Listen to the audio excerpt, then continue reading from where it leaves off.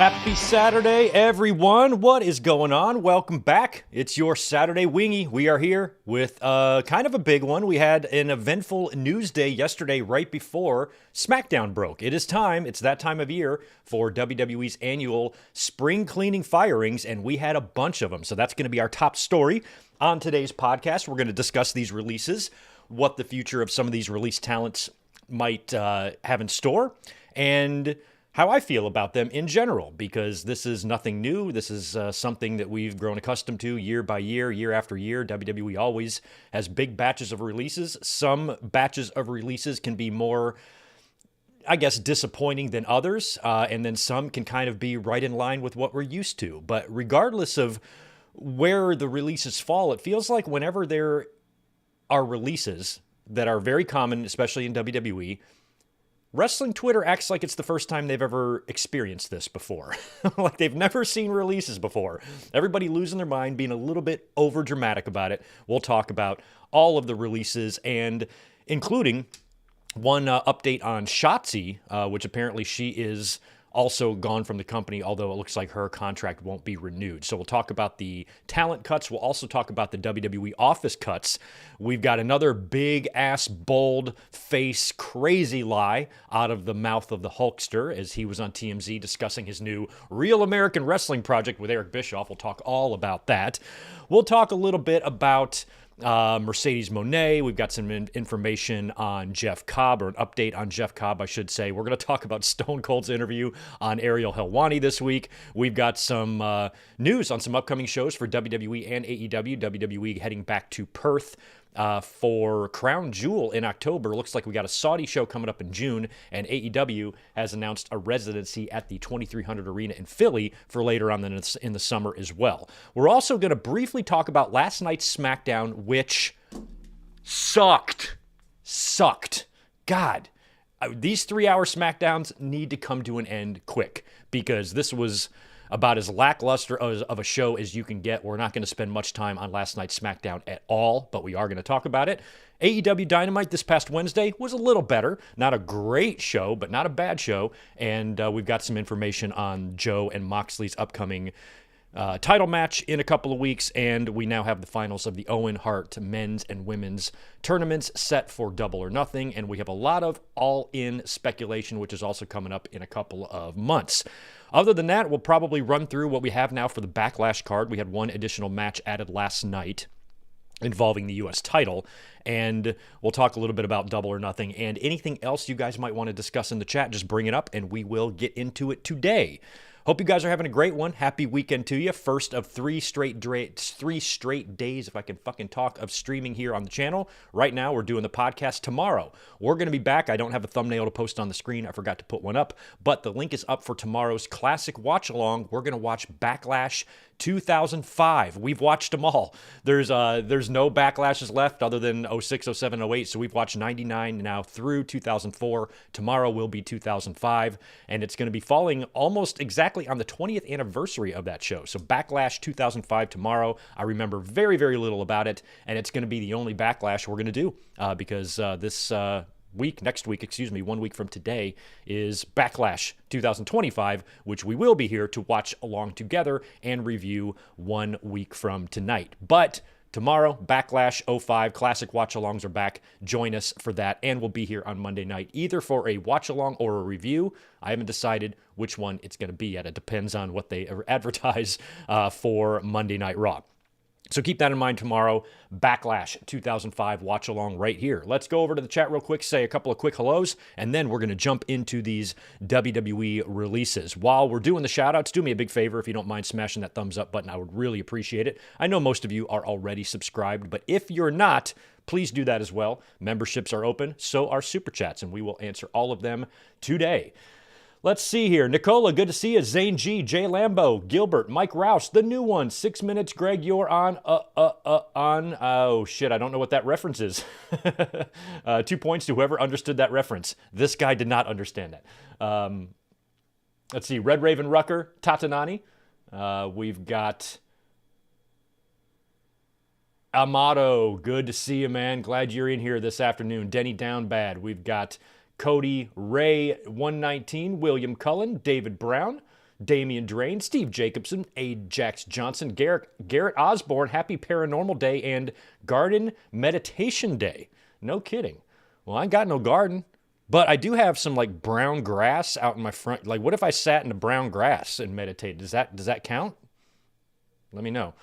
Tony, good to see you. Michael Kumo is here as well. So is Nick Musser. And Michael Kumo's got a nice $5 drop for us. Can't help but think that Braun had a hand in getting Cora Jade. Or getting Cora Jade let go. I don't know. I don't know about that. We're going to talk about some of these talents. I don't know much about Cora Jade, but I have witnessed her kind of being an asshole on social media a couple of times. But beyond that, I don't know really much, about her personality. So, maybe it was just a behavioral thing, or maybe they just thought that this is just one they could let go. They're going to be fine. I don't know. We're going to talk about that stuff in just a minute. Good to see Diet Water in here. First time in a while. Oh, I lost my place again. If I miss you guys, I'm sorry. Sometimes the chat recalibrates itself and then I miss my place. There we are. I'm back. Diet Water. Dominique Richardson is here. So is Isaac. Titanium Titan is in the house. We've got 5 more from Michael Cuomo. Getting Cora released. Dakota Kai and Gigi surprised me the most. Dakota Kai hurt me the most because you guys know I love Dakota Kai. And some of them were surprising. Some of them were not. Doug E. Fresh. Thank you, the new one, for the $2. Doug E. Fresh. I should know him. Isn't that like a 90s guy? Like, kind of like long hair, like dreads, sort of? Failed sitcom? Right? Am I thinking of the same guy? Anyway, I barely remember Dougie Fresh, but apparently that was the reference you were mentioning, and I'm sorry for not getting it. I usually pride myself in getting that type of stuff. Max Pokepra, Braun got released twice. I know. Hey, what's up, Melissa? Braun getting released again. He did great work in his run since coming back. I think it was 2022. He was there about 2.5 years, right?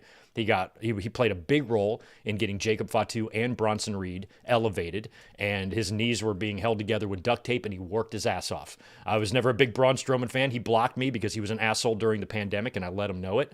Ever since then, I haven't really liked him. But just like Nia Jax, I got to respect their runs. Nia's been great since coming back, and so was Braun Strowman. So that was a release that did maybe shock me a little bit. And it's probably going to mark the end of Braun Strowman as we know him, Colin Wright trying to fast forward through AEW and Smackdown. I did. I did fast forward through them, but I still could tell that it was a very, very long show. AEW I watched mostly in its entirety, but Smackdown I really gave myself the Cliff Notes version last night because they didn't have even anything advertised as I was heading into work. All I saw was the Miz and Black match. I had no idea what they even had planned for the show, and it's 3 hours. And then all the releases broke, and then I'm like, oh, okay, well, I guess that'll be enough to give us some podcast material for today. And that's what we're going to start with today. We're going to talk about these WWE releases. WWE yesterday released a handful of talent. We got confirmation on this, some of which from the talent themselves who were started to post on social media that they were getting the calls about these releases. And it seems like every time we get these, it's always on a Friday. It's always right before SmackDown. And I don't know if it's like the movie The Office or Office Space. They like to fire people on Fridays so they don't burn the place down or whatever. Maybe it's just easier when you got a weekend to look ahead to. But I think it's more along the lines of, the weekend distracting people from the headlines of WWE releasing people. And every year after WrestleMania, right around this time, every single year, and sometimes different parts of the year as well, WWE will do some spring cleaning, a little fat trimming. And they will release a handful of talent, usually a couple of big stars, and then a whole bunch of NXT people or people that are just not being used a lot. And this is something that we see every year. And every year, of course, like clockwork, it's going to spark outrage. And with these particular releases, I think we just need to look at the situation as a whole and know that the talent understands that this is a part of wrestling life. And I think the fans need to do a better job of understanding that as well. So here's who WWE released yesterday, Friday, May 2nd. The biggest name on the list was Braun Strowman. Braun Strowman gone. So is Dakota Kai, Shayna Baszler, Caden Carter, and Katana Chance. Those are the main roster talents. From NXT, they released Cora Jade, Gigi Dolan, Jakara Jackson, Eddie Thorpe, all of Gallus, Javier Bernal, I don't know who that is. Oro Mensa, don't know who that is either. Riley Osborne, don't know who that is. And Danny Palmer, don't know who that is. So a whole bunch of NXT talent and a few members of the main roster got let go. Another talent that was perceived to be let go was Shotzi, because Shotzi had posted her own like self-made vignette. And a lot of talent does that when they've been let go, when they're trying to get out there and find more work. In Shotzi's situation, this is an update courtesy of Fightful Select on Shotzi's situation, and I quote, "Shotzi released an ominous promo this week causing speculation on her future. To further that speculation, her profile was moved to the alumni section of the WWE website. When we asked internally, we were told Shotzi hasn't been released, but that her contract is up soon, and she was informed WWE will not be extending it. When Fightful inquired about Shotzi earlier this week, we were simply told no talent has been released at this point. Then there were releases the very next day. So they do not have an update on when the deal is up, but I guess they informed Shotzi that she will be done when her contract is up.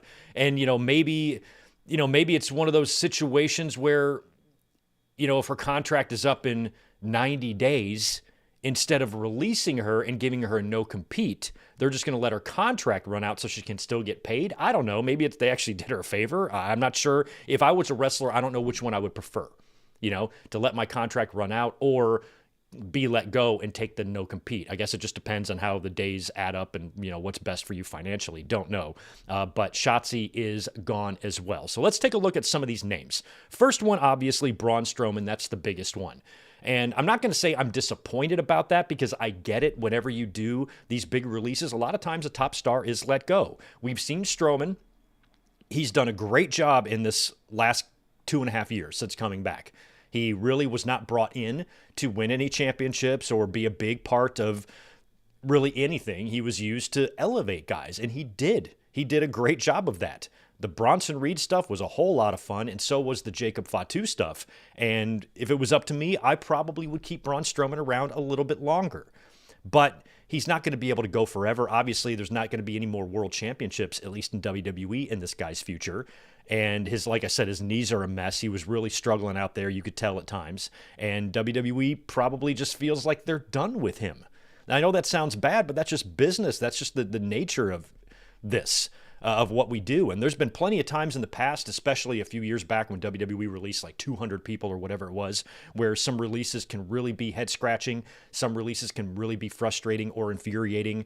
But this isn't one of those times. We're going to be disappointed every time. Every single time these yearly or annual releases happen, you're going to have some sorrow about that. That's nothing new, but at the same time, you got to understand that it's business. So Braun Strowman, I do feel bad because I think he had a little bit more to give, but probably not much. Seems to be taking it well. Posted a video on social media of him cruising around in his jet ski. He's made money. I'm sure he's saved it. He's fine. He being unemployed is not the same thing as being broke. So, Braun Strowman, at least in his life, is going to be fine. And I don't know if we're all about to have our narratives controlled again. What if my narrative was still controlled from the last time? So I don't know if it needs to be recontrolled. I don't know how that's going to work, but let's hope we don't get any more control your narrative bullshit out of this guy. But Strowman, I would like to see him pop up other places. Make an appearance in AEW, make an appearance in TNA. Go to Japan if you can. So we probably haven't seen the complete last of Braun Strowman, but the Braun Strowman that we came to know in WWE, the I'm not finished with you monster, is done. And I really haven't cared about Braun Strowman since those days. I was a big fan of him during that Roman run that he had. Man, I was thinking he was going to be something, but then I kind of fell out of love with him. Then he got released, then we got in a spat and he blocked me. But when he came back a couple of years ago, I've been really pleased with his run. I haven't felt like he's not a channel changer to me. I felt like he's done a good job every time he's gone out there, and he's done his job. And if his job was to come in to help elevate guys, he did his job. So you essentially let somebody go for doing their job well. So I can get how that can perturb some people, but just part of the game. Dakota Kai. You guys know I love Dakota Kai. That's a shame. Fans like her. I have always thought there was potential for her to win at least an undercard championship, the IC or the US title, something like that. She was one that I thought should have stuck around, but they let her go. What can you do? Shayna Baszler, another one, dominant NXT champion for so many years.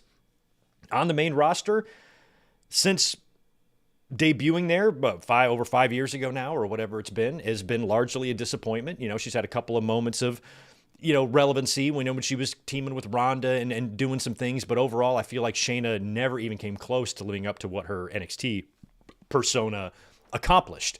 And, she's getting into her 40s too. She's getting older. So she was one that WWE has just decided to let go. And it's a shame. But, I mean, what was the Pure Smoothie collection really doing? Like, I don't even, was that... I'm fine with them not being around, but it doesn't mean I don't feel bad for Shayna Baszler. I know I've given a lot of crap to Kaden and the other one about their tag team and stuff, and some of those horrific vignettes they did a year or two ago where they were like in the club and stuff. I'm like, oh my God, these two, I can't even. But that doesn't mean I want to see them let go. They were also cut. And what I did like about Kaden and Katana is that they actually were a tag team. They were a tag team. And you have a tag team championship in that company, in the women's division. So you would want tag teams going after that. And they just let go one of the only teams they have. So Kaden and Katana are gone. NXT, Cora Jade, like I said, I don't know much about her. All I know is she does not like sky blue. And I think the feeling is mutual. I've seen Cora a couple of times on social media post things that I would perceive as maybe a little bit arrogant or, whatever. And I think she's kind of been an asshole a couple of times on social media, but that's as far as my knowledge goes. So if I have it wrong and Cora Jade is the sweetest person that's ever lived, I apologize. I'm not accusing her of anything. This is just what I've observed.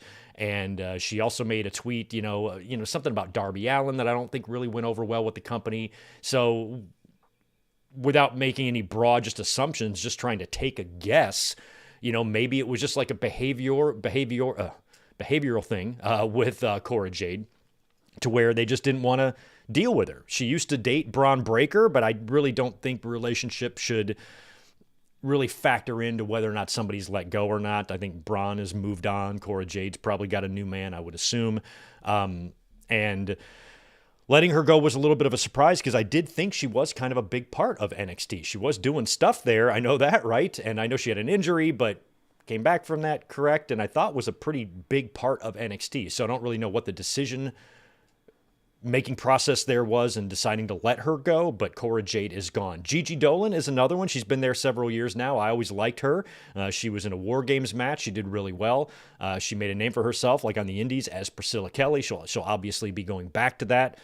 And it's a shame that it didn't work out because what was the faction she was a part of with the JC Jane and the other one? What was that? Or was that Mandy Rose? I forgot. Whatever she was a part of was good stuff. And I thought that Gigi would have a run on the main roster because she did make a couple of appearances on the main roster, right? So that one was a little bit surprising. Also, Jakara Jackson, only seeing a little bit of her. Eddie Thorpe, same with him. All of Gallus, I only was somewhat familiar with those guys, and I have no idea who the rest of them are. So, when it comes to these releases, this is a pretty, if as fans, if we are coming to expect annual releases, a big chunk of, 20 wrestlers or less every year, when you look at this list, it's really not that bad. Obviously, Strowman surprised me a little bit. Dakota saddened me a little bit. Shayna Baszler did too, because I've always liked Shayna Baszler and felt like she should have had more success than she did. But those are feelings. Those are typical feelings. Every year when these releases happen, I have feelings like that about whoever's released. Oh, I would have kept them around a little longer. Oh, that sucks for her. Oh my God, I wish her the best. Whatever the case may be. It seems like this is very female heavy, especially on the main roster, as Braun Strowman was the only male wrestler let go, right? It was Dakota, Shayna, Kaden, and Katana. And then in NXT, it was Cora Jade, Gigi Dolan, a lot of women there too. But it felt like it was very, very women heavy, especially on the main roster. So I don't know why, but, of course, the IWC, they are very, very poor at managing their emotions. So you're seeing a lot of overreaction.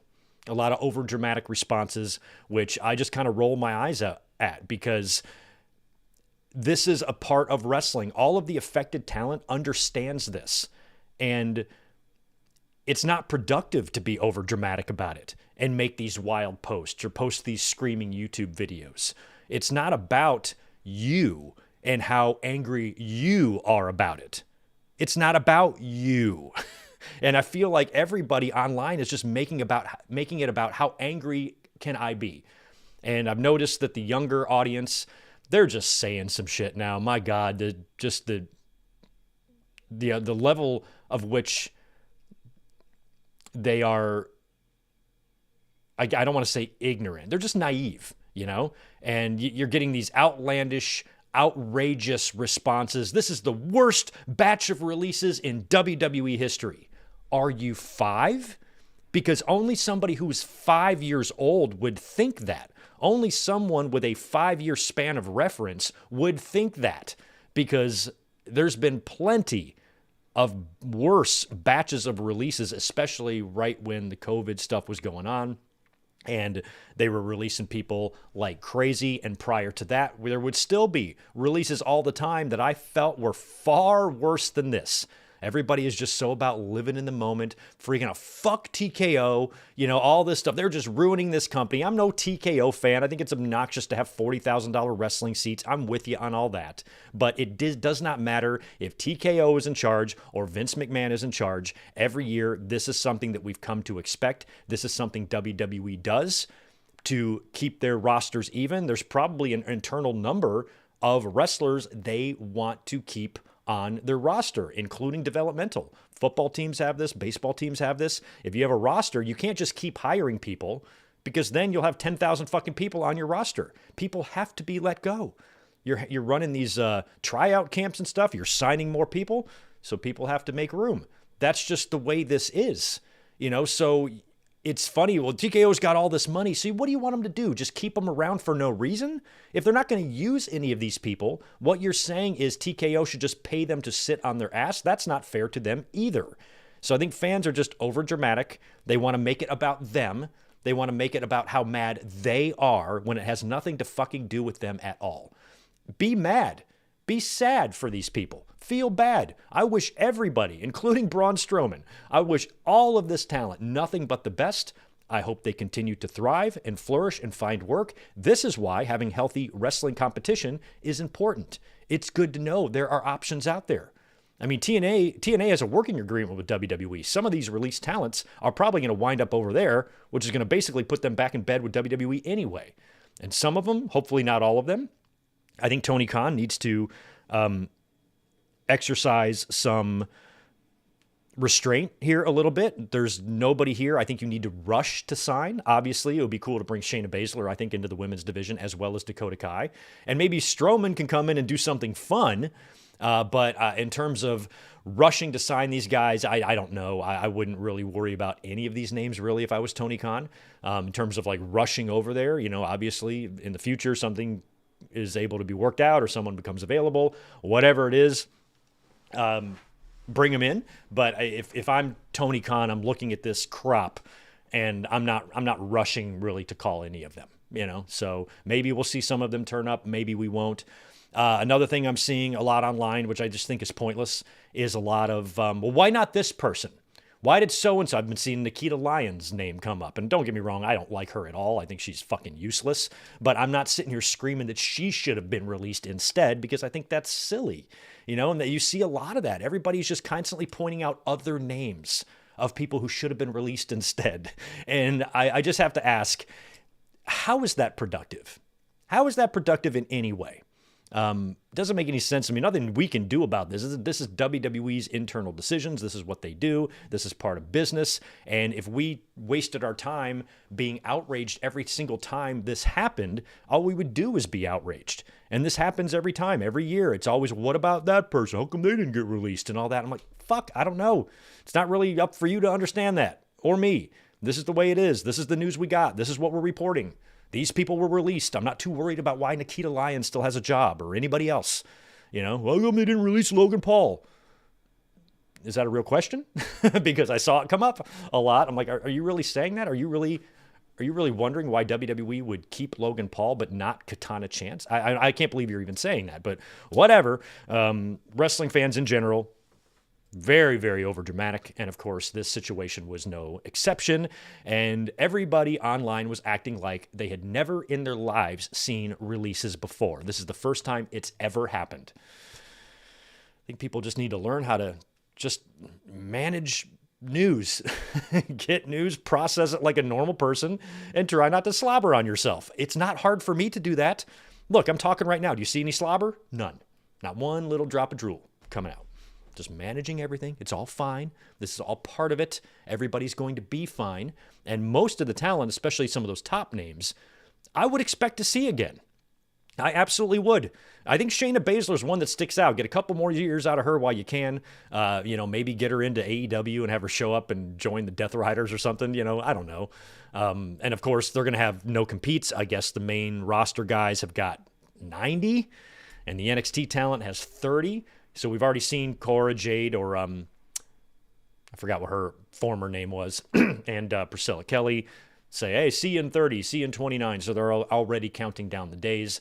And the talent, usually when this happens, they hit the ground running. They're immediately trying to make plans. They've got their email addresses out for bookings, and they're ready to start making money because now they don't have their dream job anymore. They don't have the WWE job. And some of the NXT talent, like Cora Jade and Gigi, they were there a couple of years, but I don't really know what kind of money they make as compared to the main roster. So with Braun Strowman, Dakota Kai, Shayna Baszler, financially, I'm not too worried about them. They can probably retire as long as they were somewhat smart with their money. They probably have enough to retire on, especially Strowman. But for the NXT talent, I don't know what their pay scale is. I don't know what they get paid. If they're just getting paid a couple $100,000 a year, that ain't going to be enough to retire on. So they're going to need to continue to work and all of that. So for them that might find themselves in a little bit more of a dire financial situation, then, even more, all the best to them so they can continue their wrestling career and continue to make money and continue to live their best lives. That's all I want for any of them that got released. So all the best to the released talent. It's a shame, but at the end of the day, it's part of life. Nothing you can do about it. So getting outraged over it is silly because by the time you get over this outrage, it's going to be 2026 and we're going to be doing this shit all over again. So just calm yourselves. Everything is going to be all right. Wrestlers were not the only ones cut from WWE this week because WWE also let go of a bunch of staffers, office staffers as well. And this is according to Mike Johnson, a PW Insider, that WWE let go 10 to 12 staffers, including Christine Lebrano, who served as the Senior VP of Creative Writing Operations, and the other staffers spanned several departments, including creative services and photography. So the report states that the belief is about 12 staffers were cut and possibly more. And Lebrano had been there since 2021. And she was tasked with overseeing all strategic operations for the company's creative direction for all three brands and reported to Bruce Pritchard, who in turn reported to Triple H. She also previously worked at IFC and was the Senior VP of Original Programming and Development there. So a big office cut there along with some other staffers. Again, it sounds a lot like this is just fat trimming. That's all. This is pretty typical stuff. Sometimes you don't like the fat that's been trimmed. Sometimes you're sad to see that part go. You wish they wouldn't have trimmed that part, trimmed another part instead. But again, if you spend all your time getting freaked out about this stuff, you're just wasting your time. And, working for WWE has got to be a pretty stressful thing because, there's some people in the company that have been there decades, but there have been a lot of people who've been there for decades that have still been let go. And I think even if you put in over 20 years of service to WWE, that doesn't mean jack shit. They could still let you go. Oh, sorry, here's your little piece of paper. We appreciate all you did. Fuck off. They do that. They do that a lot. A lot of corporations do. That's why I don't work in corporations, because I would not want to work in a stressful environment like that, to work hard, to do my job to the best of my ability and know that I can just be sliced at any time. I'd rather keep my job where I'm at, where I know I'm safe. So it's got to be a crazy life. It's got to be a crazy life working for that circus of a fucking company, that's for sure. Speaking of circuses, we got some interesting news involving Hulk Hogan and Eric Bischoff. Now, like last week, I think, they had started, Hogan and Bischoff that is, started releasing these like NWO style vignettes back like they did 30 years ago with the black and white and the smash cuts and the music. And Bischoff and Hogan are rambling on about something, and they're talking about a third man. Who's going to be the third man? And I'm like, are they starting a faction? Holy crap, I got a lot of super chats to answer. I will get to those. And I'm like, what are they doing here? Like, we got this big project and we got a third man, and I'm like, what the fuck are these? What? First of all, there's no room for them anywhere in any of the big promotions, pro wrestling promotions. So I have no idea what this is. I thought maybe they were starting like a shuffleboard faction and they were going to go down to deep South Florida to all the retirement communities and take over the shuffleboard world. Like, what are these old farts talking about? Well, it was revealed who their third man is in another vignette, a fella by the name of Izzy Martinez, who is a lifelong freestyle wrestling coach. And Hogan and Bischoff are forming a wrestling promotion called Real American Wrestling, and it's going to be an amateur wrestling-based promotion. They're going to hold their first event in Cleveland on August 30th, and it's going to feature singles matches across 8 men's and 4 women's weight classes. Olympic silver medalist Kennedy Blades will lead the women's division, while Zahid Valencia and Ben Askren will be key figures in the men's division. Hulk Hogan is going to be the commissioner, and they're going to have a sponsorship, of course, from Real American Beer. Israel Martinez is going to be the COO. Bischoff is going to be the chief media officer, and Chad Braunstein is the co-founder and president. So Real American Wrestling is coming to us, and apparently what they're trying to do is turn this into like a UFC type of promotion. Because when Ultimate Fighting first started, it was a slow start there. It took a while to really gain some popularity, and now it's become the mega giant that it is. And I think Hogan and Bischoff feel like, or are hoping that this promotion is going to take off like the UFC did, and Bischoff is going to be the next Dana White or whatever. I don't know about this. Amateur wrestling, I mean, people who like combat sports, there's a big UFC audience. They might have some crossover to this, watching amateur wrestling, especially if it's, if you add a lot of showmanship to it and you got a commissioner. I mean, you've got Hogan as the commissioner. What's he going to go out there do and make impromptu tag matches? Like, I don't even understand what that means for Hogan to be the commissioner, and something regarding or involving amateur wrestling. I feel like Kurt Angle should be the commissioner of this thing, not Hulk Hogan.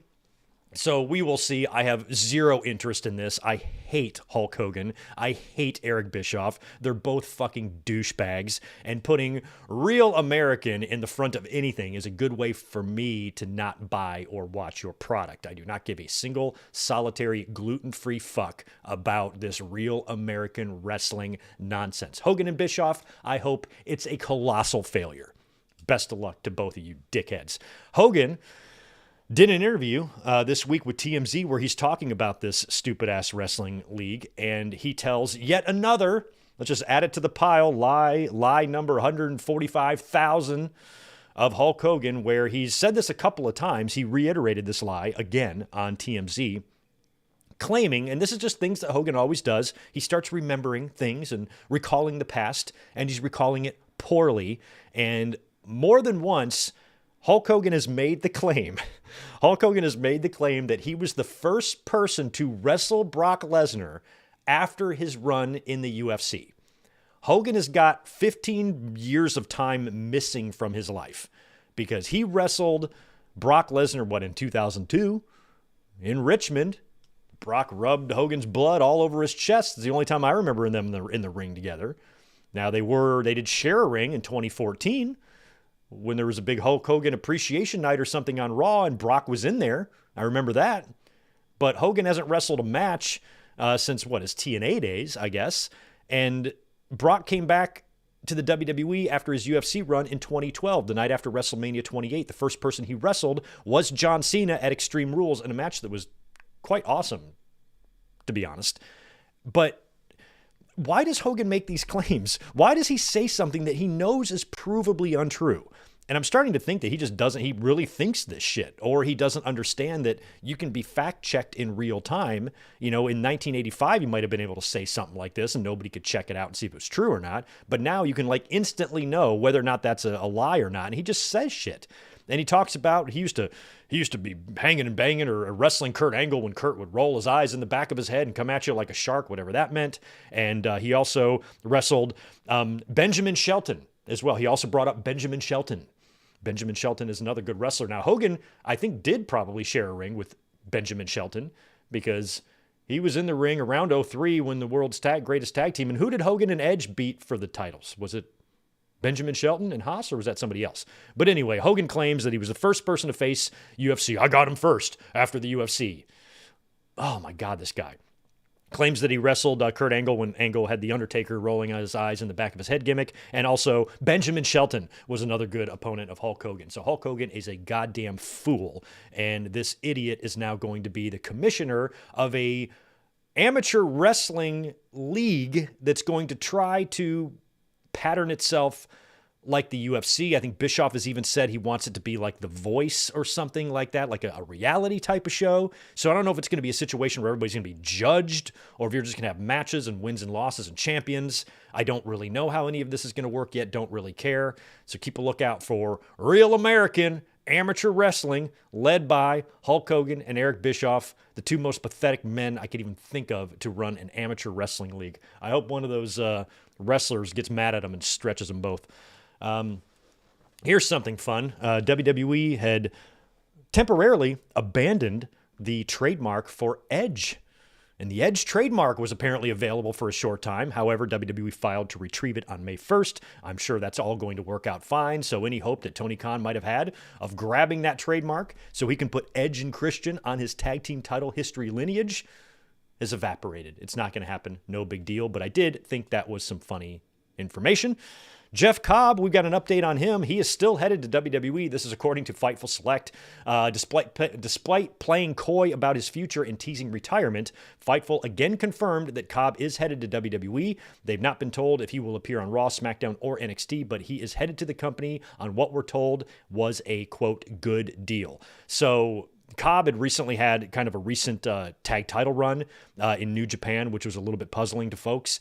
And he's kind of been playing up this retirement tease. And I think he did the same thing when the report of him heading to WWE first came out. He immediately started pushing back on that. So clearly he's just trying to keep his move to WWE as secretive as possible, although it's becoming pretty obvious that we should see Cobb in WWE. I don't know where he would fit in. I don't know if he's going to come in to be a part of a group, be a heater for a faction, maybe be some backup for Paul Heyman and his crew, or, maybe go over to SmackDown and have something to do with Jacob and Solo, or maybe he'll be on NXT first.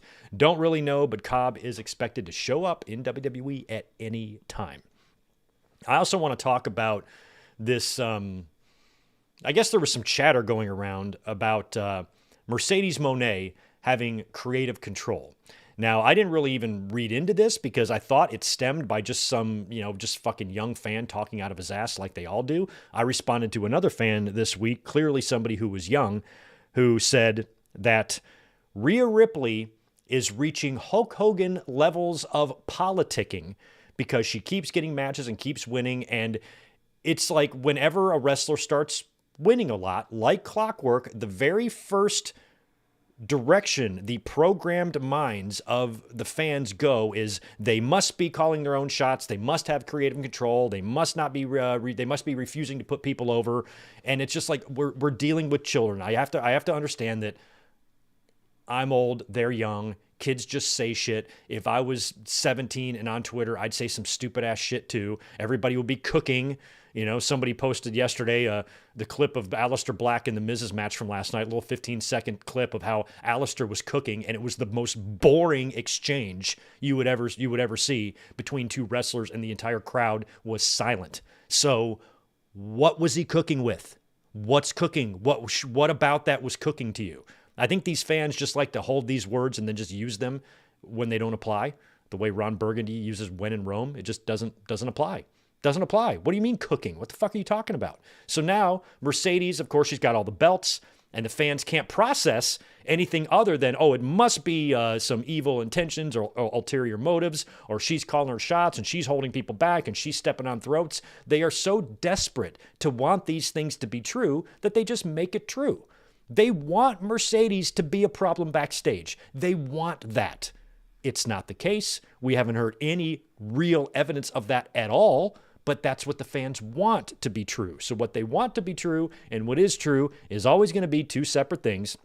And then if you get somebody with a louder voice saying these things, all you're going to get is a bunch of people parroting it. So all of a sudden, because Mercedes wins a lot, she has creative control, right? She must have creative control because that's the only explanation in the simple minds of these dolts. So here's what Fightful Select had to say about this when they went digging, because of course fans are freaking out. She's got creative control. Spoiler, she doesn't. Almost like clockwork, whether it's someone established, someone who just won their first match on TV, or an international star rarely seen on AEW TV, whenever Mercedes Moné gets a win, there are unfounded claims of her exercising creative control to make sure she wins those matches. This isn't the case. Fightful reached out to sources in the know within AEW and New Japan who both denied that type of thing has ever happened, and they've never heard of her having creative control. Beyond that, a source familiar with both said she hasn't turned down losing because losing hasn't even been broached. Both companies had plans to push her heavily. They chalked up Mercedes' claims of creative control to be largely in character. Another source pointed to the fact that Mercedes actually changed the finish to her Willow Nightingale New Japan match on the fly to lose because she knew she'd sustained a serious injury. So, it's just chatter. That's all this is. Mercedes is winning a lot. Plus, she does all of her interviews, all of them, even when she's, doing, WrestleMania weekend and she's, doing the interviews with all the little YouTube people and stuff. She's largely in character there. So she has creative input. When she was on Stone Cold's Broken Skull Sessions, she talked a lot about that. I eat steak now. I am who I am. I'm going to fight for what I want. So fans just make these assumptions in their head, but they have no idea, what it's really like back there and what it means to be a professional wrestler and to be in a company, be a champion, be a top member of the roster. And while there are plenty of cases throughout history in all promotions throughout the world of talent maybe not wanting to lose or pulling it doesn't work for me, brother, the fans' desperation to have this be the case with Mercedes Moné is just obsessive and it's stupid. There's nothing to this. She has no creative control. She has creative input. All the top talent in AEW has creative input, more so than in WWE. They can talk to Tony. They can get things changed, worked out, figured out, whatever. If they want to, they have a little bit more say in how their stuff gets put together. But the fans just leaping to these assumptions that Rhea Ripley has reached Hulk Hogan levels of politicking. To even say that means that you have no idea what any of those things are. To just say that sentence means that you have no concept of what it is you are talking about. And it's the same thing here with Mercedes. Fans just judge what they see. She's won a bunch of matches and she has 3 titles. That means she has creative control and she's refusing to lose. Think about how simple of a person you must have to be to immediately just go right to that conclusion, no questions asked and nothing else. That's why stupid people win elections in this country. It's because of shit like this. So everybody, calm yourself. Stop getting too worked up about what you want the behavior of a wrestler to be. They so desperately want to hate her, and that's weird. Does anybody else find that weird? Is it just me that's sitting here all by myself that thinks that behavior is weird as fuck? Just me? No, you guys too, I'm sure. It is. It's weird. Fans, get over yourselves. Oh my God. More fun news. Okay. So a couple days ago, I think was it yesterday or the day before? Stone Cold Steve Austin was interviewed on Ariel Helwani's show, and Austin looked like he did not want to be there. There were 3 key things that I took from this interview. It's about 45 minutes long. You can go check it out. It's all over YouTube.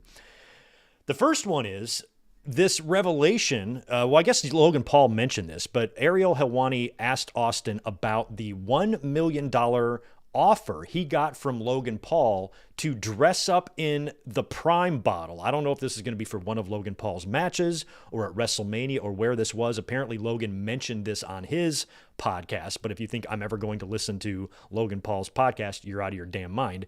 Apparently, he mentioned it over there.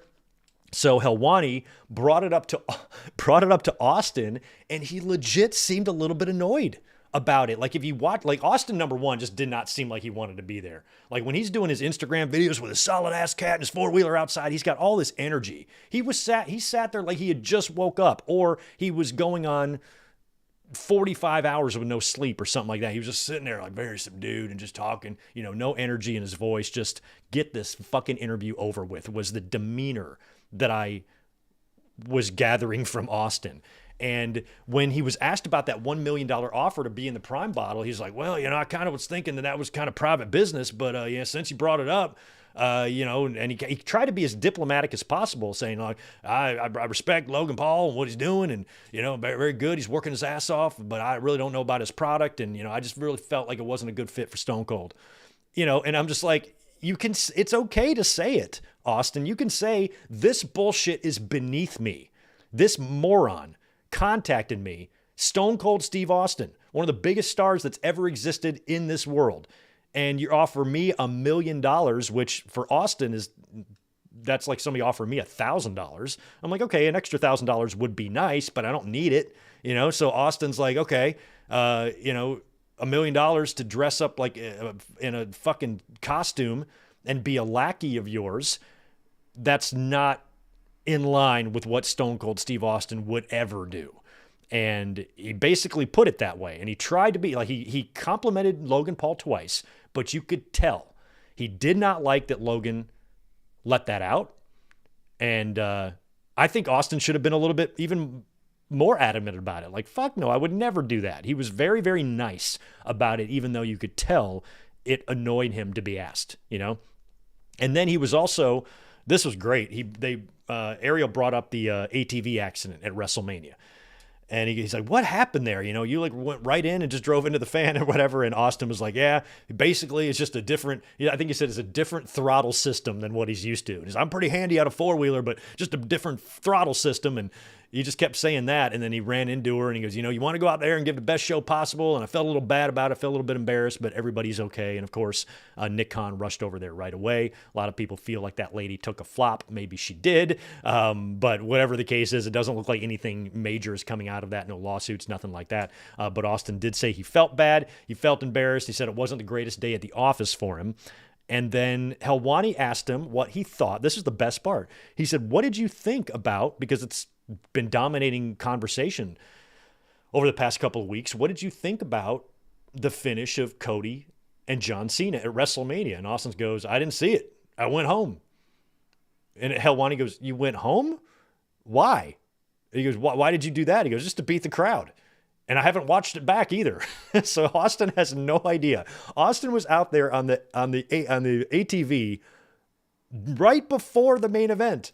All he did he came out there and announced the attendance. So that means the minute he drove that thing to the back, I don't even know if he did, but the minute he left the ring, he got right in his car and left the arena, didn't hang out to watch the main event, didn't give a shit, and didn't even give a shit enough to watch it back. And he says the only way he follows WWE is on their Instagram page. So that was just gold. That just made me so happy. I laughed so hard when he's like, I didn't even see the main event. I left. Here we were thinking Austin was going to come out. Remember our predictions? Austin's going to come out and stun The Rock. And oh my God, not only was The Rock not there, Austin just left. So that was funny. If you want to see Austin in an environment where he doesn't want to be there, watch that interview with Ariel Helwani. It's pretty funny. So we had that. Here's a couple other news tidbits here before we start answering these super chats. And then after that, we'll get into last night's Smackdown and whatnot. We also got some information on some upcoming shows for WWE. They are going to be going back to Perth, Australia in October 11th for Crown Jewel. So Crown Jewel is leaving Saudi Arabia, at least for this event, and it's going to be in Perth. And it made me wonder when the hell the next Saudi Arabia event is. And I tried to look that up. I found an article from our friends over at bodyslam.net. They are claiming that Night of Champions will be on June 28th, and that will be in Saudi Arabia. So they're not going to be bringing back, at least it doesn't look like, they're not going to be bringing back the King and Queen of the Ring, which I think is great because those big, gigantic, weird belts that Cody and Liv Morgan won last year, I think it was those two. Was it Cody and Liv or Cody and Nia? I think it was Cody and Liv. We don't need those. So it sounds like it might be changed to Night of Champions, and that might be the Saudi show we are getting in June. Also, AEW has announced a residency for a couple of weeks at the 2300 Arena, the old ECW Arena in Philadelphia at the end of the summer. They're going to produce 2 weeks of TV there, spanning 3 Dynamites and 3 Collisions. And it's going to go from August 27th to Thursday, September 11th. So we're getting a Dynamite and Collision every week. Dynamite on August 27th, Collision on August 30th, Dynamite on September 3rd. Friday, September 5th will be Ring of Honor Death Before Dishonor.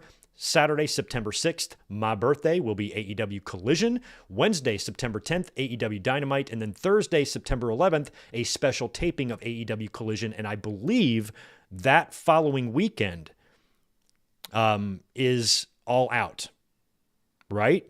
I believe All Out is the 13th, I think, September 13th, which is a Saturday, or I think that's the date they're considering for it. So it looks like the residency in Philly is going to be all of their shows leading up to All Out. That's the way it's looking like now. And that's great. I've never been to the 2300 Arena in Philly. Have any of you guys ever been? Can that building hold like a big level show like that? Like shit hanging from the ceiling? And how many fans does it hold? I feel like there's only a couple of thousand at best in the old ECW shows, but I am really, really liking the smaller venues and the unique venues. And the one they ran, a couple of weeks ago was tremendous. When they do the Hammerstein, that looks good. I think the 2300 Arena is going to be fun. Small, intimate setting like that. And I'm excited to see what these shows look like. Hopefully, since they're going to be there for so many shows, you keep a really, really enthusiastic and energetic audience for all of these. And if it's going to be limited tickets, maybe some fans who can't go to one show and go to the other one instead, and you can keep a fresh, hot crowd in there as much as possible. So that's an interesting residency for AEW. I like that they do this from time to time. They pick a city and they kind of hang out there for a couple of weeks. It's cost effective. It's probably a hell of a lot cheaper to rent out the 2300 Arena for a couple of weeks than it would be to rent out an NBA basketball arena just for one night. So it's probably financially smart to do this as well from time to time, running these cities and these venues. I like it, and looking forward to that at the end of the summer in the 2300 Arena. And so that's kind of all I have there in terms of wrestling news. We will get into Raw and SmackDown here, like I said. But before we do that, let me just answer a couple of questions here in the chat, because I know you guys are probably going to have some things to say about the releases. I think I got those from Michael. New one, I got that one. I got that from Colin Wright. I want to thank Ryan Adams, who dropped in a nice $20 drop with some information, it sounds like, from PW Insider. PW Insider with upcoming Cena dates. Saturday night's main event on May 24th. Okay, so May 24th is going to be the day before Double or Nothing.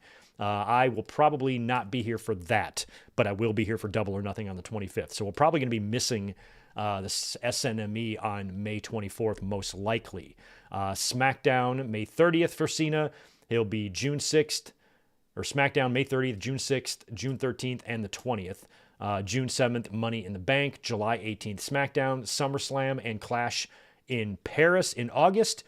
Cora has 2 big knee injuries, but still young. Okay, Cora has had 2 knee injuries. Okay, so Ryan hooked us up with some Cena dates there. Thank you.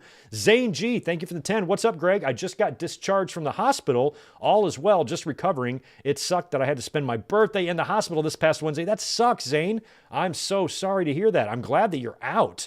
Hopefully all is well. I'm glad that you're recovering. And that's a shame that you were in the hospital on your birthday. I wish we were here doing a live stream or something that night, man. We could have shouted you out, but glad you're out, man. All the best to you. Love you, Zane. Keep your head up, man. Michael Cuomo, thank you for the 5. You are thinking of actor Dougie Doug, that's right, who was in Cool Runnings, that's right. Dougie Fresh was a rapper back in the early 80s. Oh, okay. Dougie Doug. I'm thinking of Dougie Fresh. See, I get my Dougies confused sometimes. Thank you for the history lesson, Michael Cuomo. Billy Sellers, thanks for dropping in 10 there, my friend. Appreciate that. Ryan has got another 10 for us as well. Wild that Dakota was the first Triple H rehire. Yeah, when he took over for Vince and Damage Control was born. That was on that SummerSlam show, right? And on Braun, it was clear that his knees were shot, but he did his best getting Bronson and Jacob over. Exactly. That's exactly what I said. I agree. And 5 more from Ryan. Javi is Tatum Paxley's husband. Riley is Bea Priestley's boyfriend. I'm so glad you guys keep up with this, because I don't. Okay, Javi is I like Tatum Paxley. And Riley is Bea Priestley's boyfriend. Now they're both gone, right? Right on. All right, Nate Dogg, appreciate the 5 from you. They let go a lot of the women's tag teams. I think that title is going to be gone by the end of the year. How are they going to do that? I mean, I agree completely that the women's tag team championships are completely useless and worthless, but I feel like they're not going to just end tag team titles. They already merged them with the NXTs, right? Because the NXT tag team titles for the women are no longer a thing, right? Didn't they unify them, or am I thinking of something else? So I feel like they've already kind of consolidated them once. I feel like you need to keep the women's tag team belts. I don't think the answer is getting rid of the belts. I think the answer is building a division around those belts. It's not the belts that's wrong. It's WWE that's wrong. You know what I mean? So getting rid of the belts isn't going to really change anything. If they want things to improve, they can have a successful tag team division. It's not like women's tag team wrestling is a failure. WWE's making it a failure. If you make a division, then it can be fine. So I'd rather see WWE get their act together over just getting rid of the titles because they don't know how to book them. You know what I mean? So I'm keeping the titles. Even though I think the titles are useless, I'm keeping them. Ryan Adams has got 10 more for us. Thanks, dude. Gigi was at Raw 2 weeks ago with Tatum as Chemical X with Shotzi. Jakara was a part of Meta 4 with Lash. Party Girls gone. They might be getting rid of the women's tag team. Oh, okay. So you're saying the same thing too. So they're getting rid of all of the teams. And so maybe there is evidence to that. I feel that's silly. That feels like them giving up. Why would you think that you're not capable of booking a women's tag team division with all the women talent that you have? That's weird to me. It's weird that they would give up. It's weird that they would say, we don't know how to do this, so let's get rid of the tag team titles, when the solution is much simpler. You can keep your tag team titles and make a damn women's tag team division and have some fun with it. I don't know, man. You might be right, though. 5 more from Ryan. People have to understand that they also have cheaper options for wrestlers with WWE, LFG, and WWE ID. Yeah, I'm hoping that those are programs right now that are bringing in the next crop of stars, which is why you have to make room, for more signed talent. But I also feel like that WWE ID crap is I feel that's got a better chance of folding than the women's tag team titles. I feel like that's just going to be a temporary thing. A couple of years, it's going to fade away. I cannot see WWE ID being something we're talking about 5 years from now. I just can't. Billy Sellers dropping in another $20. No comment. First 10, then 20. Billy Sellers, you're the best, man. Thank you so much for being here. And another 5 from Billy Sellers. Thank you, Billy. Billy's the man. Colin Wright's got 2 more. The orange fucker will put himself over the talent. Oh, you're talking about Hogan? Yeah, probably. He probably will. He'll probably want to do a run-in in one of these amateur matches and drop a leg on some schmuck. 5 more from Ryan. 2300 Arena is a terrible building. No locker rooms for the talent change. It's a small building. I mean, we've seen documentaries and we've seen some footage of the inside of that place. It doesn't look terribly huge. So to run like Dynamite from there, where so much more production is required and so much more space, and they're going to be running that arena for 3 weeks. Isn't that in the middle of isn't that in a bad part of town too? I'm not sure. But if they're running that for 3 weeks, and everybody's just got to change all together in the bathroom and stuff, I don't know how that's going to work. Maybe they can, the surrounding, it's in the city, so I don't think there's a whole lot of surrounding area. I don't think you can set up trailers or anything for the talent to use as locker rooms. I don't know what the geography of the place is. And if there's any other rooms or spaces they can use, I don't know. But it's a small building that's going to try to produce cable television there for a couple of weeks at the end of the summer. We'll see how it goes. All right. Well, we also have some wrestling news to get into. We had a very, very, very, very boring Friday night Smackdown last night. My God. Sounds like there is some rumblings that the 3-hour Smackdowns are about to be over within the next month. I think the beginning of June. I didn't catch the date on that, but there was a date floating around that apparently will mark the return of 2-hour Smackdowns. So let's hope we just have a few more weeks of this. So in terms of what we saw last night, just a very dead show. Now, after WrestleMania, there's always a WrestleMania letdown. And I feel like if WrestleMania 41 would have closed on a stronger note, we might not have as big of a drop in interest as we're currently seeing right now. But these shows, when it's this long and you don't have, it just it gets this phoned in vibe to it, you know? And we opened up with an LA Knight promo, and he's talking about Damian Priest getting in his business last week and says he doesn't have any problem with Damian Priest, but he stuck his nose in his business. Then Priest comes out. They both exchange words. They have a match later on in the night already scheduled, but after Priest and Knight both reiterate that they don't have a problem with each other per se, they have a match later, and since they started getting a little heated in their conversation, Priest suggests that they just do the match right now. So a referee comes out, we get Priest versus LA Knight. It ends in a no contest when Solo Sikoa predictably comes out and attacks. And Priest and LA Knight briefly, fight on the same side to dispatch of Solo, but then they are attacked by Jacob Fatu, and Jacob lays out both of them. I think he puts LA Knight through the table, Samoan drop, and then he kind of hip attacks Priest into the barricade there and takes them both out. And the LA Knight and Drew McIntyre match last week that Knight was referencing when Priest got involved, that was a number one contenders match. So we didn't know who was going to be facing Jacob Fatu for the United States title at Backlash, but we do now. It's going to be all of them. It's going to be Jacob defending against Drew McIntyre, Damian Priest, and LA Knight at Backlash. So that match is now set. We also had Fraxium, who I love, defeating Pretty Deadly last night as well. A little bit of a botch in this match. I think one of the Pretty Deadly guys got his bell rung, forgot to kick out, and it didn't look very good, but Fraxium wound up getting the win there. We had a Nia Jax promo that saw Tiffany Stratton interrupting, and then Naomi came out, and then Jade Cargill came out, and it was this whole thing. And then, of course, Nick Aldis comes out and books a tag team main event. So it was going to be all four of those women in the main event. We had Aleister Black in his first match back in WWE in over 1,000 days, I think Joe Tessitore said, taking on The Miz. I think The Miz was a good first opponent for Black just to get him back in the mix. I don't think this is going to be a program or something that's going to spill over to Backlash or anything more than this.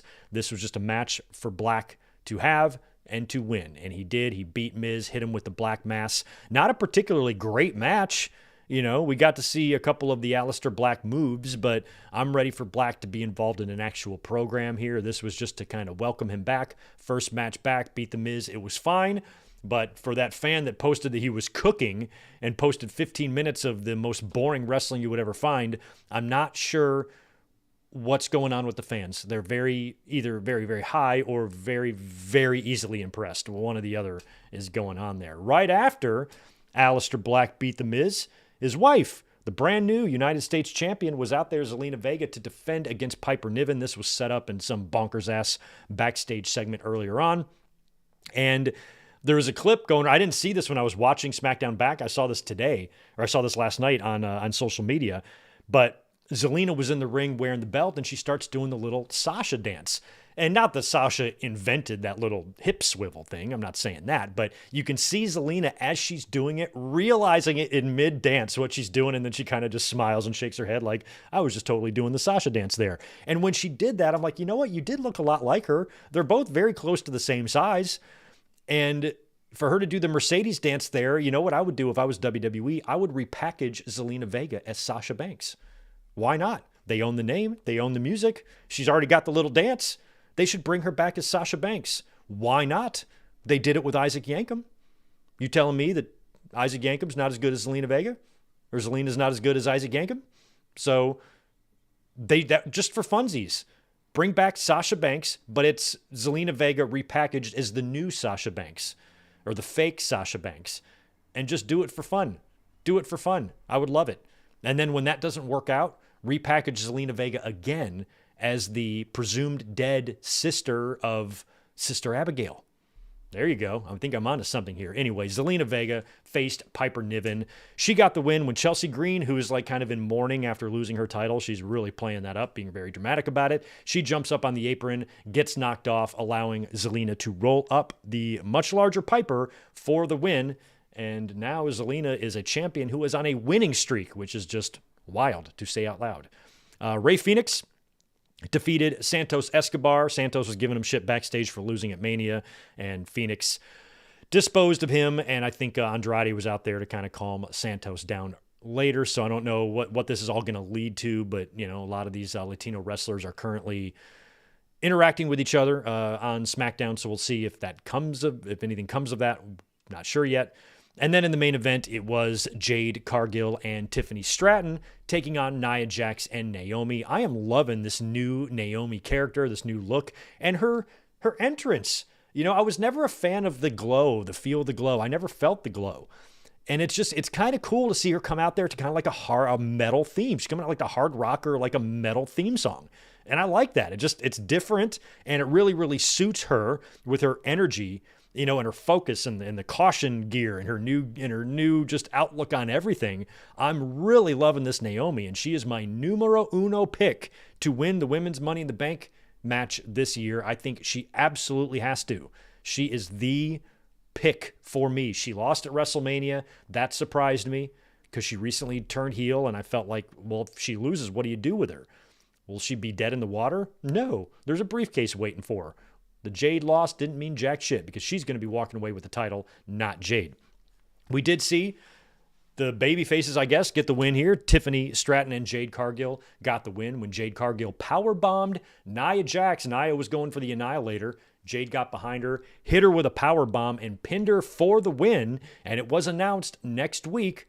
I think I know why Jade got the pin on Nia Jax, because she's going to get pinned by Nia Jax next week when they've booked a number one contenders match between Jade Cargill and Nia Jax. So Nia versus Jade next week, number one contenders match. Winner, I don't know if they will face Tiffany the next day, because if it's a number one contenders match, that probably, I would assume, just means they're the number one contender. I don't think it's going to make a Backlash match because we already have 6 to 7 matches already set for Backlash. So next week, I believe Nia Jax will wind up beating Jade Cargill. She will probably have help from Naomi. I think that's why Jade got the win here, because Nia is going to get the win next week.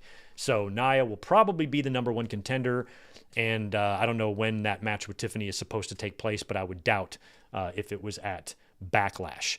And here's what we got so far for the Backlash card. We have John Cena and Randy Orton, Lyra Valkyria defending against Becky Lynch for the IC title.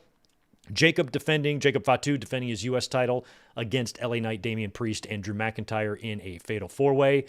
We've got that Gunther versus Pat McAfee match as well, which is absolutely ridiculous.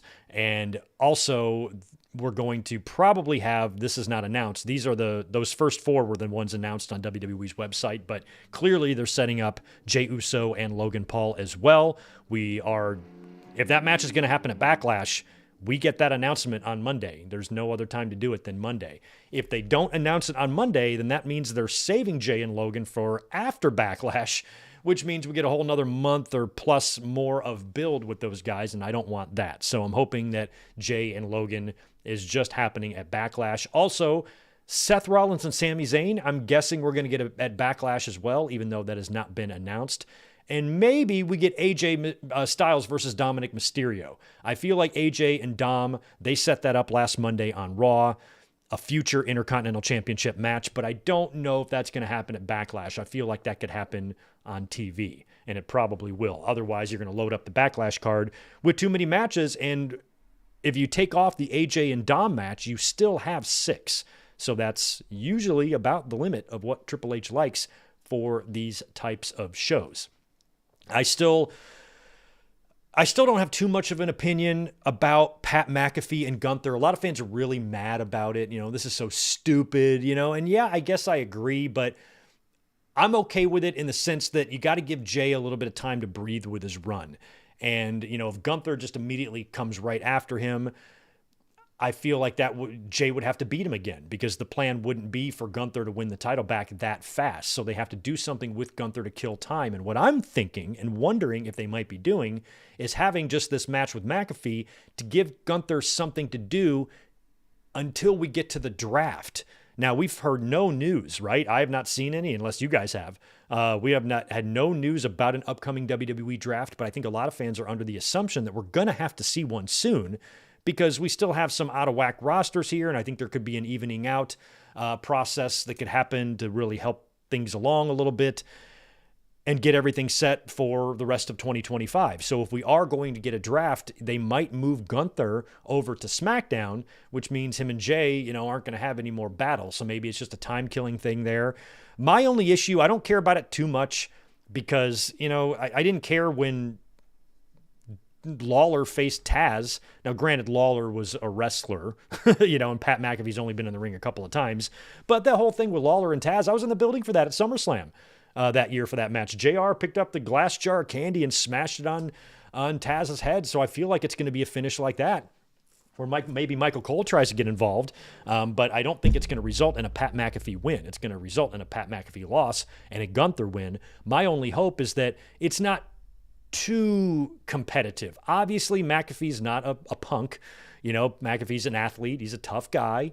He can stand up for himself, so it doesn't have to be a complete squash, but it needs to be a definitive win for Gunther. I don't want the match to end and Gunther is sitting there like he just barely escaped that. It can't be a match like that. Pat McAfee can have some offense, get Gunther down, couple of near falls perhaps, but in the end, Gunther is going to stand very, very tall over Pat McAfee. So I don't think it's really a match to get too worked up over. Felt like there was a lot of anger about this. Oh, it's stupid. Yeah, kind of, but it's not stupid enough to where I'm like mad that we're getting this match. I'm way madder about the TLC match not being on WrestleMania.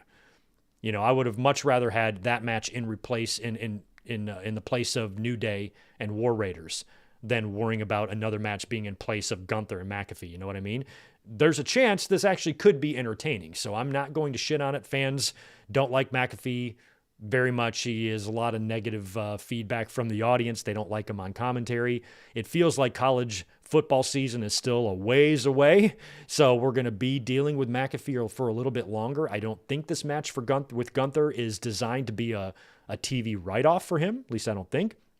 So whatever happens, McAfee, even in a loss, he's going to have to survive. So I'm thinking that McAfee won't be on Raw the Monday after Backlash. Maybe he's already got some other plans and they're going to have his beating. He'll be off 1 week selling the beating. Maybe they call Corey Graves back to come back in or something to sit in for him, or maybe they just bring over Barrett. Whatever they do, it would be weird to me, or surprising to me, I should say, if we see McAfee on Raw right after Backlash. It depends on how badly he gets beaten down.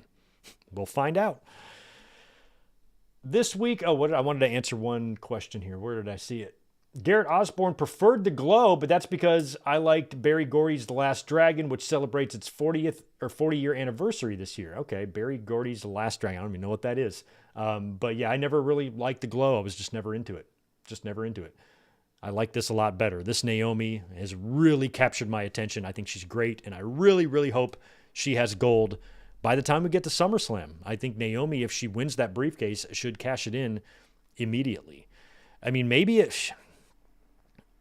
she cashes it in on Jade. Maybe they do give Jade the title. I mean, last night she did hold on. She did grab Tiffany's belt and put it on her shoulder before giving it to Tiffany. I know I dismissed her winning that number one contenders match next week, but maybe she will win. Maybe she'll win. Maybe she'll beat Tiffany for the title, and then Naomi cashes in on Jade. I think Naomi cashing in on Jade would be fun, but that means you got to make Jade champ, and I don't know if WWE's ready to do that yet, so we shall find out. All right, let's switch gears now and talk about this past Wednesday's Dynamite. Again, we're not going to run through the whole show. I'll give you a general idea of what I thought. I thought it was a good show. I really did like the opening tag, this crazy 8-man tag that took up a big chunk of time there. It was the Young Bucks, Okada and Ricochet facing Mike Bailey, Kevin Knight, Mark Briscoe, and Kenny Omega. And we had Kenny Omega and Kazuchika Okada in the ring together in a match, getting physical for the first time since 2018. That is pretty awesome. That's over 7 years. I watched that Wrestle Kingdom that year. I remember. I think that was one Jericho. No, it wasn't. That was Wrestle Kingdom. There was a different, wherever they wrestled in 2018. That's the last time they've had their match. I can't remember if I watched that one or not. I think I did. Pretty sure I did. So anyway, it's been since 2018 since Kenny and Okada had faced, and we got them in the ring, and it was pretty awesome to see that. The match was fun. It was bonkers. They had, of course, that crazy spot that's been making the rounds all over social media of everybody dropping their elbows, because fans who are young think that silly, acrobatic, tongue-in-cheek pro wrestling stuff just started when AEW formed, when in reality it's been happening since the 30s. But that's just the way fans are. This isn't wrestling, and this is, all the same shit from the same people saying the same thing, programmed. So, of course, they hated that, flipping out. They can't wait to tell the world that they know what real wrestling is, and this is not real wrestling. They're so desperate to feel smart, hiding behind a picture of Tony Khan and not showing their face and giving their real name and all that stuff. They're just hiding.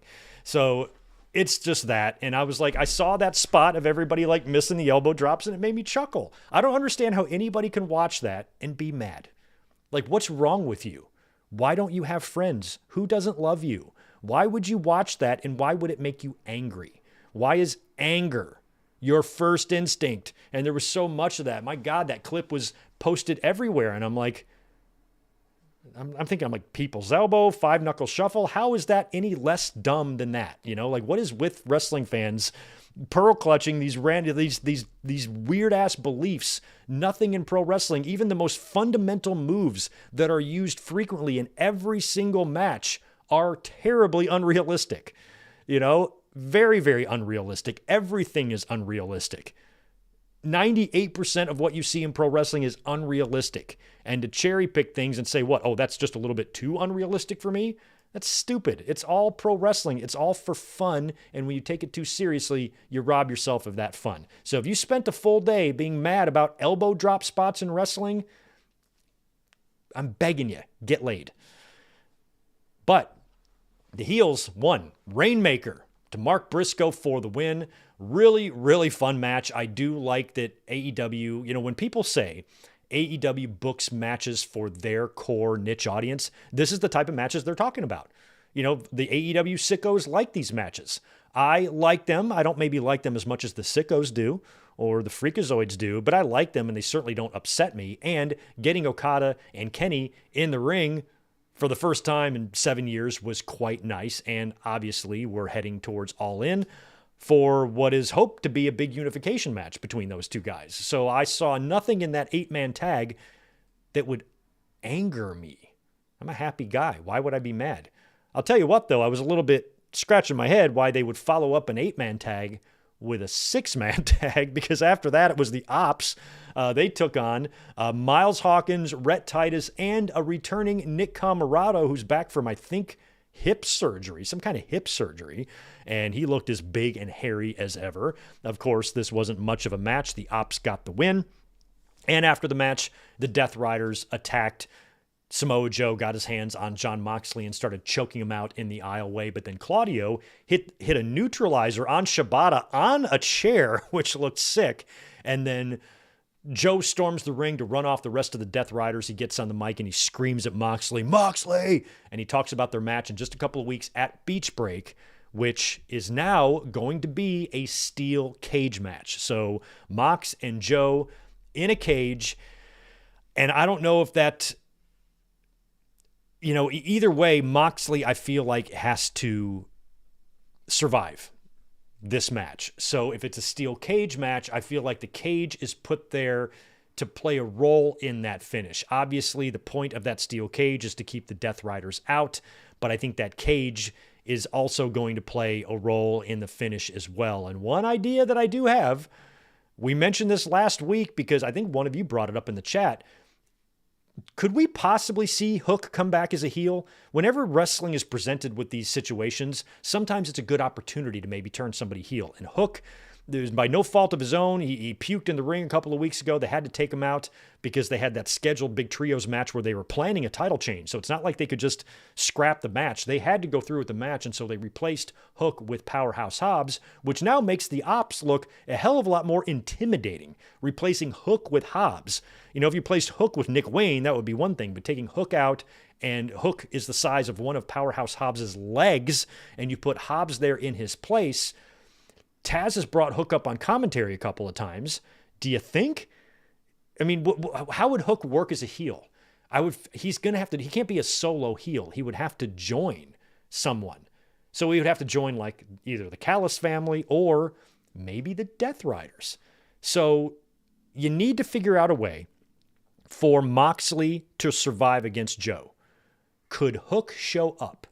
Because the story's already written. It's the same story that's been written a bunch of times, and we've seen situations in the past with wrestlers if somebody gets hurt or gets knocked out and then they turn the whole thing into a storyline. It's very routine stuff. So Hook could easily say, I don't appreciate the way you guys replace me, and just kind of have that flawed logic where he's just angry, but he's not really thinking clearly. I'm like, we had to replace you. You weren't cleared. The match was booked. The match was going to happen. It was either go in there 2-on-3 so we didn't hurt your feelings, or bring a third man on to face the Death Riders.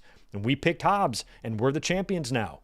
It could have easily been me. I could have been the one with the concussion, and Hobbs replaced me, and then you guys are champions. I'm not all butthurt.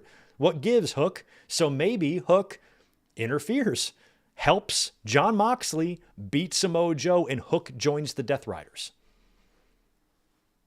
Maybe. I feel like it's a possibility for sure, because one way or the other, Moxley's going to have to retain over Joe, right? He's got to retain over Joe. Even if Joe were to win, you can't even do I guess you could if you lifted the cage. But I'm trying to think of how everybody came out after they won the trios titles and celebrated, had like the Luger on Nitro in 97 moment. So if Joe were to win, you'd think the locker room would pour out. That would be hard to do with the cage there, but I suppose they could lift the cage up. Either way, I can't see Moxley dropping the title here. I feel like he's going to take that into at least All In, the absolute earliest to drop it there. And so he'll have to figure out some way to survive Samoa Joe, and it might come at the hands of Hook. Mercedes Moné sat down with Renee Paquette just to talk about her match with Jamie Hayter. It is going to be Jamie Hayter and Mercedes Moné in the finals of the Owen at Double or Nothing. And I'm really hoping Jamie Hayter wins that. I feel like this would be a good time to propose Mercedes' first loss, because you could easily do some interference. Athena, who we haven't seen, maybe even Toni Storm, because we'll talk about her in a minute, as well. We'll talk about her right now. A couple of matches later, or after Renee's interview, Toni Storm takes on Mio Yamashita in a AEW title eliminator match. And this match was fine. Tony got the win. They ran through a very, very brief video package of Miyu prior to that. I like these matches as a wrestling fan, like in a vacuum. Oh, cool. Somebody I'm not that familiar with, coming in. This happens a lot in AEW, and they just put this match in front of you and say, here you go. Where, sometimes I feel like they would be better served, featuring talent consistently and weekly and building their issues and their stories rather than just throwing random matches at us. I'm fine with that sometimes, but it just seems like this is a staple in AEW, and even though this match was totally fine, and I'm a wrestling fan who enjoyed it, I worry about, maybe the casual audience giving a shit. And if you had Tony in there with somebody that was a little bit more established, that had an ongoing weekly thing, fans might be a little bit more invested in what this match could mean. And with Toni Storm simply winning, all that did was bring out Mercedes Moné after the match in the aisleway on the mic to kind of tell Tony that once she's done winning the Owen, she's going to be coming after Toni Storm's championship. And that's a really fun idea to me and a fun prospect. But then out came Jamie Hayter, and she literally scares Mercedes Moné away, and she runs off all cartoony to get away from her. So what I'm hoping happens is that we do get some sort of like interference or something in the Owen, and Jamie, well, you don't need interference. I just have a hard time believing that AEW would have Hayter beat Moné clean. I feel like that's going to be reserved for Athena to beat Mercedes Moné clean. And then maybe when that happens and Athena wins the TBS title, then Mercedes wins the world title from Toni Storm. That's kind of how I feel like the order should go there. But right now, I'm really hoping, I feel like Jamie Hayter benefits so much more from winning the Owen Hart Cup than Mercedes Moné. Mercedes already has 26 belts. She hasn't lost since coming into the company. She's obviously a huge part of what AEW is going to do. Mercedes, for all these people that are so desperate to believe that she has creative control, Mercedes Moné should have no issue whatsoever losing to Jamie Hayter in the Owen, especially if you book it in a way that can set up her match with Athena down the line. So we'll see what happens with that. MJF is still, well, actually, wait, before we get to that.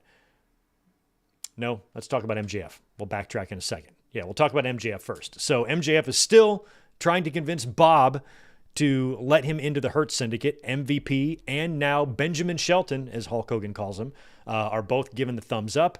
MJF gave Bobby Lashley a car last week, and then Bobby Lashley drove off in the car and still gave him the thumbs down. So now MJF is getting a little bit annoyed, and he tells Bobby that he's a little bit sick of his shit and tells him that he needs some Rogaine and calls him a big, bald son of a bitch.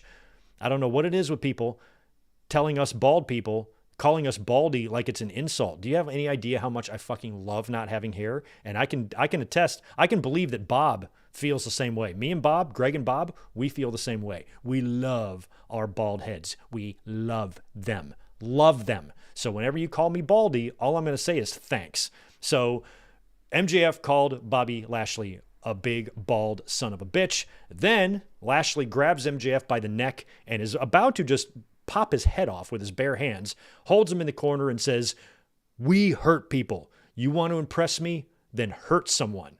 So MJF needs to hurt someone. So the end game here, what's it going to be? I think it's going to be MJF versus Bob. It's going to be Max versus Bob at All In. So I think what's going to happen is Bob has finally laid down what MJF needs to do, right? This is the first time that Bob has actually said this. By the way, I'm calling him Bob now because I just like it. So Bob is like, you need to hurt someone. So I think MJF is going to do that. He's eventually going to get the reluctant thumbs up from Bob. And then you're going to book FTR against Bob and Benjamin Shelton for the tag team titles. And MJF is going to screw over Bob. So it feels like that's what's happening here. It's a perfect way to get the belts over to FTR so they can run with them now that they got Stokely with them. Plus, you know, it protects the Hurt Syndicate. They're not going to lose clean if MJF comes out and either accidentally screws Bob or purposely screws Bob. And so it could go one of the two ways. Bob could eventually give him the reluctant thumbs up. MJF is in, and then he reluctantly screws up and costs them the tag team titles. Or Bob still, after MJF hurts somebody, Bob still gives him a thumbs down. Then you book FTR and Hurt Syndicate, and MJF comes out and purposely screws Bob. Either way, MJF is going to be instrumental in the Hurt Syndicate dropping those tag team titles to FTR, and then you book MJF and Bob at All In. And you know what? I think Bob might put him over. I do. I think Bob might put him over, or he'll just maim him and murder him. One or the other. Well, boy, what detailed insight there, Greg. Boy, Greg's talking about MJF versus Lashley, and he says MJF's either going to win or lose. Wow, so deep. Come up with that on your own, Greg. So yeah, either way, I feel like Bob doing the honors for MJF, you know, and giving MJF that big feather in his cap could be very beneficial to MJF, but it would also be really fun to watch Bob just murder him. So we'll see. But we got a couple of steps before we get there, but I think this is going to be leading to a one-on-one match once Shelton and Bobby drop those tag team titles. We then got Nick Wayne versus Jay Lethal. This was set up backstage with Renee Paquette. She's there with the Patriarchy, and she asked Nick how he feels about representing AEW in the Best of the Super Juniors in Japan, as he's about to head over there next week. And then Jay Lethal shows up, and he wants a match with Nick Wayne and Christian, and Nick Wayne tries to say no, but then Christian accepts on his behalf. So more of this manipulation with Christian. Nick Wayne's getting ever more annoyed with Christian, kind of got in his face last week. Here he looks annoyed with him, and then we get Nick and Jay Lethal in the ring. Nick wins the match, hits a Fisherman Buster for the win, and then after the match, Christian is in the ring. He grabs the belt, and he's got Nick Wayne's belt, and he won't give it to him. And then finally tells Nick to turn around, and he puts the belt around his waist. So we've got a lot of Christian and Nick Wayne stuff going on right now. And we were talking for the past couple of weeks, or even longer than that. I think we were one of the first people to think that, oh shit, we might get an Edge and Christian reunion. Or no, I think it was FTR. FTR winning the titles is the first thing that kind of hit my radar. I'm like, oh man, FTR, after they beat down Edge, they should win the tag team titles. We've been talking about this for a while. It sounds like the plans have been set in motion for that. And one of the things that we had talked about is that if FTR wins the tag team championships, they would defend against Copeland and Christian, perhaps at All In. But All In is just a couple of months away, and I don't know how you're going to achieve all of that in this short amount of time, especially when Christian is still leading the patriarchy, and it looks like now he's starting to build a story with Nick Wayne. Eventually, Nick Wayne is going to get fed up with this shit, and it's going to be a Nick Wayne and Christian match. So if we are ever going to get Copeland and Christian reuniting, which I believe we absolutely are, I feel like one of two things has to happen first. Christian either needs to be convinced by Copeland to become a babyface, or Christian already needs to be a babyface. And I think that's where this Nick Wayne stuff is leading to. So what I hope happens is that eventually Nick Wayne will face Christian for that Ring of Honor championship. And hopefully it won't be a situation where Christian is going to try to be like Jericho and just win all these belts in his old age. Maybe Nick Wayne beats Christian, beats him clean. And that is the reality check that Christian needs, because Christian has been quite the son of a bitch since turning heel. He's been great. I don't want to see Christian be a face right now because he is so good at being a heel and talking about everybody's dead dads. And he's been tremendous. One of the best and most entertaining heels we've seen in the business in quite a few years. So if this is all coming to an end, so he can be a babyface and reunite with Cope, then they're going to have to do a lot to get Christian into that babyface role. Do you think it would be easier just to move Copeland into a heel role? Do you think it would be easier, to get Cope as a heel than getting Christian as a face? I'm not sure which would be easiest there. So maybe if the plan is for Christian to be a babyface and for Cope and Christian to reunite as babyfaces to take on FTR, which seems like the most likely option since FTR is responsible for knocking Edge out or Cope out in such a brutal way, obviously he's going to have to come back as a babyface to take out these evil heels, and having Christian with him might mean that Christian's going to have to face Nick Wayne and lose to him clean. That gives Christian the reality check that he needs. You know, I'm ashamed of who I became. Nick Wayne brought me back down to earth. You know, I tried to control him. I tried to manipulate him. You know, I tried to flaunt my sexual relationship with his mother in his face, and I got beat, and I got beat bad. And when I was at home reflecting, I realized, you know, the error of my ways or whatever. Or maybe Christian, after that loss, just disappears. You know, Christian loses to Nick Wayne, and then after the match, maybe subtly kind of doing something that makes the fans understand that Christian is starting to have a change of heart. He doesn't have to talk on the mic or anything, but after he gets beat by Nick Wayne, I don't know, maybe even a handshake, or maybe he just leaves the ring, and as he's leaving, he's kind of looking at Nick Wayne, he's kind of looking at the crowd, and clearly something's going on in Christian's head, right? And then he's gone. And then he's just gone off TV. Meanwhile, Copeland comes back. He comes back, he targets FTR. He wants revenge for what they did to him.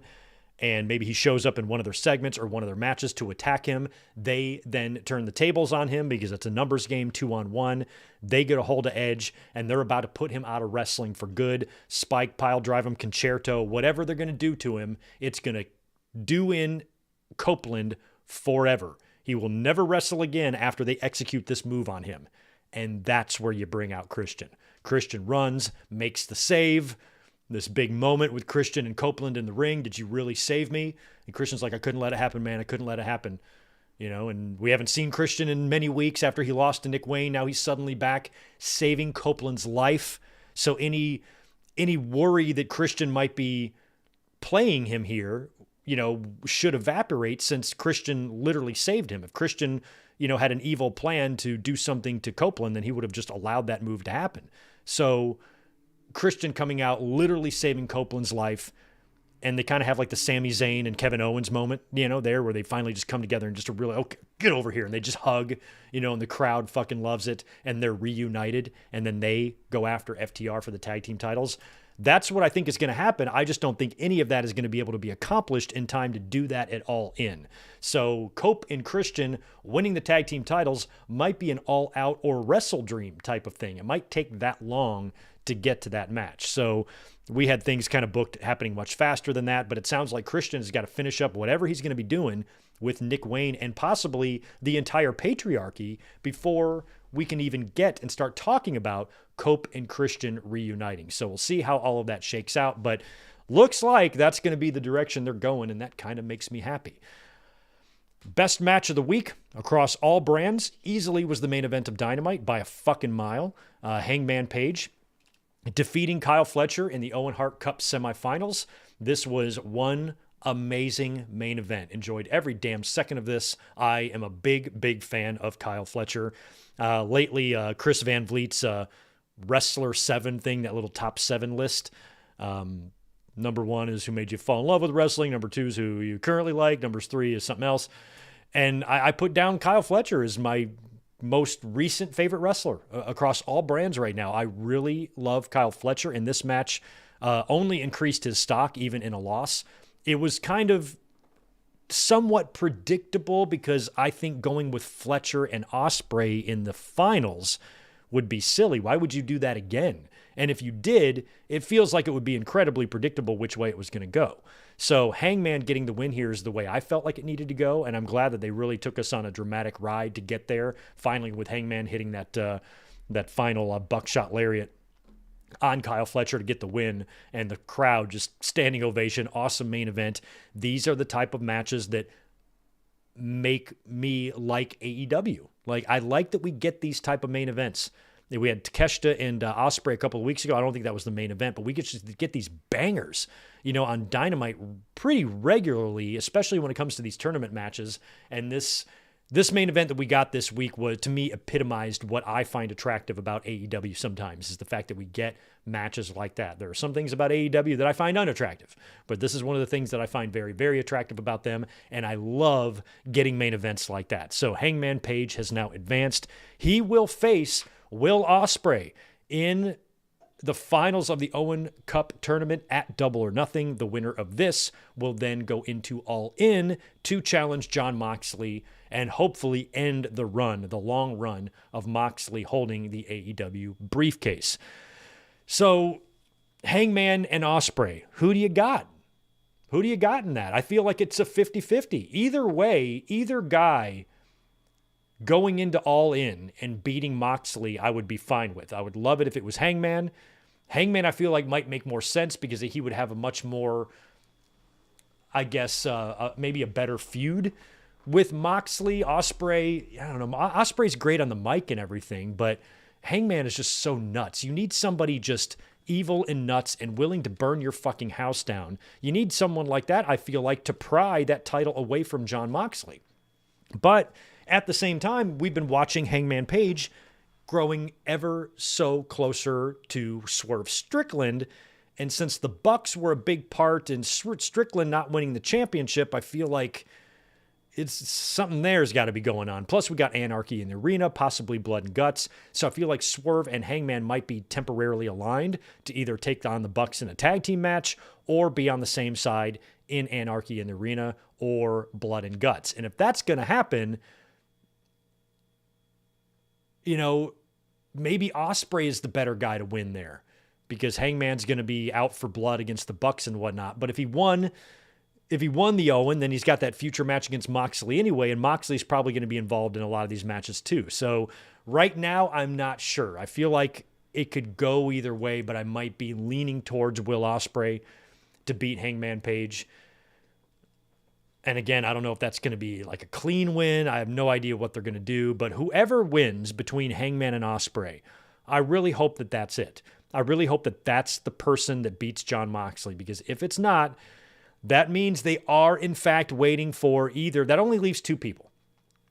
If the winner of Hangman and Ospreay can't beat Moxley, then I feel like they're waiting for either Darby or Danielson. Could we see Danielson come back? Or are they just going to wait for Darby to be the one to beat Moxley whenever Darby's climbing that mountain? I think he might be doing it as we speak. So maybe that's what they're going to do. But I think Ospreay or Hangman beating Jon Moxley at All In would make for an amazing moment. So I hope that All In is the end of Moxley's run. But I think we're going to have to survive a couple of more months. He's going to definitely survive Joe.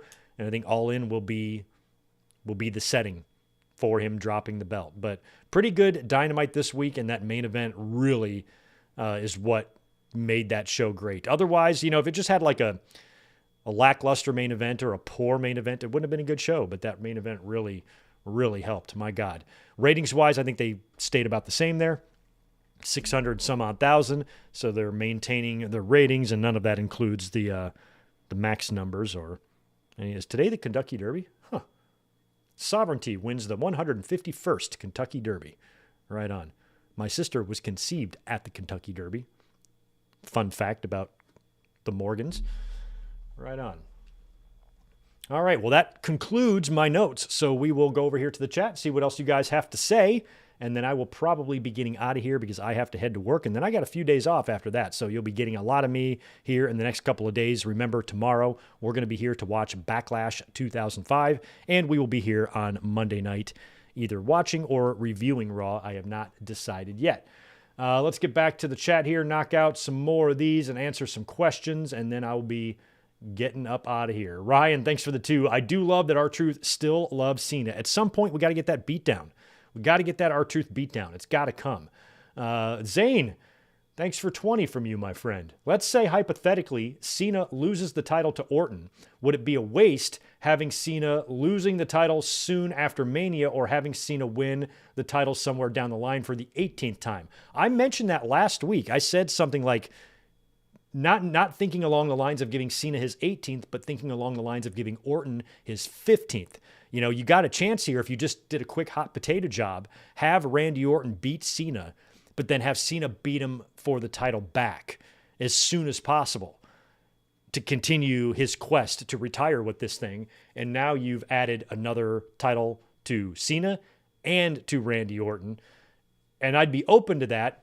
And it's not that out of the question. I always point to Triple H losing the title at Backlash right after he won it at WrestleMania 18, and then he had to drop it to Hogan. But I feel like the Cena story isn't something they're going to interrupt. But I am curious how that finish is going to go. Because Randy Orton, he's lost a lot of these opportunities. I feel like maybe Cody comes out and screws over Randy Orton by accident or something. And then you got Randy Orton and Cody. And then John Cena's on to his next opponent, which might be like CM Punk or something from Money in the Bank. I don't know. Well, I think Cena's going to be mostly on SmackDown, though, so I don't know how that's going to work. But we'll see. I'd be open to that, though, Zane. I got no issue with doing something fun like that to give Randy Orton another championship. Isaac, it's crazy to think that of the Hart Foundation, only Brett is with us. Davey, Pillman, Owen, and Neidhart all passed away before reaching their 40s. I know that those pictures of 97 with the whole Hart Foundation, just to see Brett as the only living one is it's a tough pill to swallow. Very tough pill to swallow.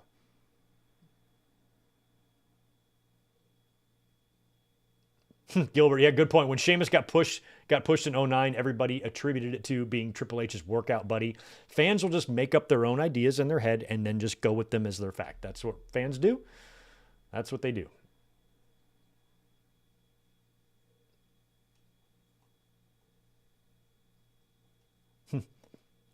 You don't get the Pat. Yeah, I don't dislike Pat McAfee. Everybody else does. He is a little bit obnoxious on the show. He gets a little bit old being there every week, but I kind of understand why he's there. He's got a big, huge following. WWE likes this type of stuff. And I think now that TKO is in charge, you're going to see a lot more just shit like that. People like Pat McAfee, occupying time. People, Logan Paul getting big deals. People like Travis Scott coming down to the ring in the main event of WrestleMania. I feel like if WWE does enter any sort of decline here, and they're on the cusp of that, I believe it started when Travis Scott's music hit in the main event. That's going to be the moment we're going to look back at and say, ever since then, they've been sucking. Because that was just so extra stupid that I think a lot of fans are going to remember Travis Scott's appearance in the WrestleMania 41 main event as the moment that WWE started going in the other direction. And now they're going to be going in that other direction while they're doing more 2-night shows and 2-night events and 4-night extravaganzas. And who's right in the middle of it? Phil Brooks. You can't write anything that ironic. Pretty funny. All right. Well, I think that's going to do it for me. I got to head out of here. I got to bust out a night at work, and then I'm off for 3 days. Isn't that exciting? I'm very excited about that. So we'll be here a lot here on YouTube doing stuff, hanging out, having a good time. And we're going to be here tomorrow night to watch Backlash 2005. The only thing I remember about that show is the Hulk Hogan and Shawn Michaels tag match, and I believe Batista and Triple H facing the main event, because Triple H is on the poster for that. As I was putting my overlay together last night. So anyway, you guys have a great rest of your day. Thank you so much for being here. I appreciate it. We got to a lot today. We knocked out a lot of news and a lot of stuff, and that always makes me happy on a Saturday. So I hope you guys have a great rest of your night and have a good weekend. And I am really excited to hang out with you guys tomorrow night, kick back and watch a show that is 20 years old, Backlash 05. We'll catch you then. You guys have a great rest of your day. See you soon. Peace.